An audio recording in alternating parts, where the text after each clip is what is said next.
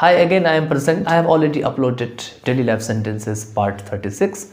So you can enjoy all these parts in previous parts of the videos I have uploaded in the playlist of daily life sentences. So you can enjoy from beginning to end.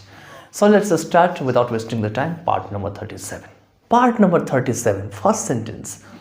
My match खेलता ही तो था. My match खेलता ही तो था. इसके हो जाएंगे I did play match. I did play match. Next sentence है वह काम करती ही तो थी. वह काम करती ही तो थी. तो इसके हो जाएंगे she did work और she did do the work. Next sentence आपके स्क्रीन पे है मैं पढ़ाता ही तो था. मैं पढ़ाता ही तो था. तो इसके हो जाएंगे I did teach. I did teach. Next sentence आपके स्क्रीन पे है वे गाते ही तो थे. वे गाते ही तो थे. तो इसके हो जाएंगे they did sing. They did sing. Next sentence आपके स्क्रीन पे है वह लिखती ही तो थी. वह लिखती ही तो थी. तो इसके हो जाएंगे she did write. She did write. She did write. Next sentence है आपके स्क्रीन पे बच्चे खेलते ही तो थे. बच्चे खेलते ही तो थे.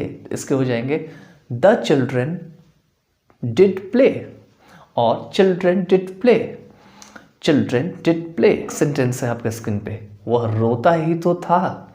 वह रोता ही तो था. तो इसके हो जाएंगे He did weep.